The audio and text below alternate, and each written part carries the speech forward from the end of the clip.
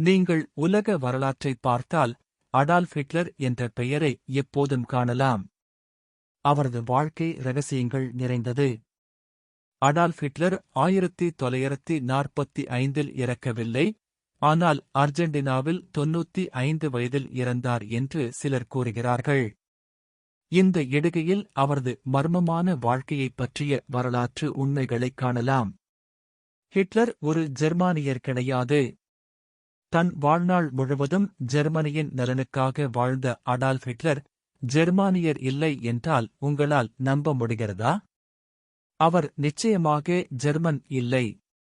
அவர் ஜெர்மனியின் அண்டை நாடான ஆஸ்திரியாவில் ஏப்ரல் 1789 பிறந்தார். அடோல்ஃப் ஹிட்லர் ஜெர்மனியில் பிறந்த பள்ளி ஆசிரியரான லியோபோல்ட் போஷால் பெரிதும் பாதிக்கப்பட்டார், மேலும் ஜெர்மனியின் மீது தீராத அன்பை வளர்த்துக் கொண்டார். இதன் காரணமாகவே முதலாம் உலகப் போரில் ஜெர்மனி நாட்டின் இராணுவத்தில் 1914 சேர்ந்து பின்னர் 1925 தன்னுடைய ஆஸ்திரியா நாட்டின் குடியுரிமையை துறந்து முழு ஜெர்மனி நாட்டவராக அவர் மாறினார். சிறந்த ஓவியர். இரக்க குணம் சிறிதும் இல்லாமல் கொடூரமான சிந்தனை கொண்ட ஹிட்லர் ஒரு சிறந்த ஓவியர் ஆவார். அவருடைய வாழ்க்கையின் லட்சியமே சிறந்த ஓவியனாக மாறுவதே ஆகும். ஆனால் முதலாம் உலகப் போர் அவரை மாற்றிவிட்டது. ஆஸ்திரியா தலைநகர் வியன்னாவில் இருக்கும் கலை கல்லூரியில் ஓவியப் படிப்பை படிக்க மிகவும் ஆசையாக இருந்த அவர் தொடர்ந்து இருமுறை தகுதித் தேர்வில் தோல்வி அடைந்துள்ளார்.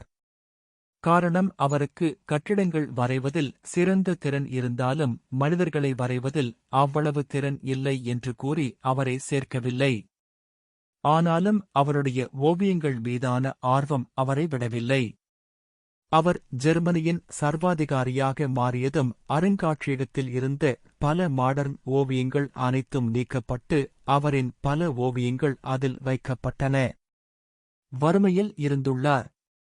இளம் வயதில் தாயை இழந்து மிகவும் வறுமையில் இருந்துள்ளார். அவருடைய ஓவியங்கள், விளம்பரங்கள் என எதுவும் விற்க முடியாமல் 1909 வரை அப்படியே மிகவும் கஷ்டத்தில் இருந்துள்ளார். பின்பு ஒரு பொது தங்கும் விடுதியில் சென்று 1913 வரை அவர் வாழ்ந்துள்ளார். யுத்தம் அவரை மாற்றியது. முதலாம் உலகப் போரில் இராணுவ செய்தி அனுப்பும் வேலை செய்து வந்த அவருக்கு இரசாயன குண்டுகளால் கடுமையான பாதிப்புகள் ஏற்பட்டது. இதன் பிறகே அவருக்கு மூர்க்கத்தனம் அதிகரித்ததாக வரலாறு கூறுகிறது.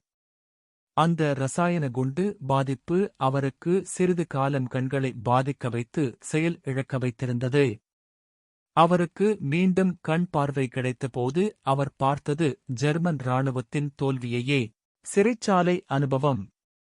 தன்னுடைய நாசி படையை வைத்துக் கொண்டு ஆட்சியை பிடிக்க 1923 அவர் செய்த முனிஸ் பயணம் தோல்வி அடைந்ததால் சிறைக்கு அனுப்பப்பட்டார். அப்போது அவரை ஒரு வருடம் தேச துரோகம் குற்றம் சுமத்தி சிறையில் அடைத்தது அப்போதைய ஜெர்மன் அரசு. அங்கு சிறையில் அவர் எழுதிய மெயின் கேம்ப் புத்தகம் மிகவும் பிரபலமடைந்தது. பின்னாளில் அதுவே அவரின் பெயரை ஜெர்மனி முழுவதும் பரவ முக்கிய காரணமாக அமைந்துவிட்டது. தேர்தலில் வென்றதே கிடையாது.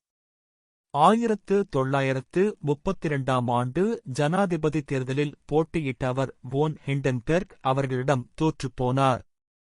ஆனாலும் ஜெர்மனி முழுவதும் 37% வாக்குகள் பெற்று நாஜி கட்சி மிகப்பெரிய கட்சியாக உருவெடுத்தது.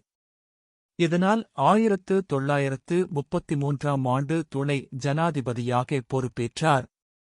பின்னர் ஹிண்டன்பெர்க் மறைவிற்கு பிறகு அவரே ஜனாதிபதி என்று தன்னை அறிவித்துக் கொண்டார். கொடூரங்களை பார்க்காதவர். தன்னால் தொடங்கப்பட்ட வதை முகாம்கள் எதையும் அவர் நேரில் சென்று பார்த்ததே கிடையாது. லட்சக்கணக்கான யூதர்கள் கொன்ற அவர் ஒருமுறை கூட சென்று பார்க்காதது உண்மையில் ஆச்சரியமான விஷயமாகவே உள்ளது. விலங்குகளில் பாதுகாவலர். லட்சக்கணக்கான மனிதர்களை கொன்று குவித்த அவர் விலங்குகள் வதைப்படுவதை விரும்பாதவர். மேலும் அதன் பாதுகாப்பிற்காக பல வேலைகளும் செய்துள்ளார்.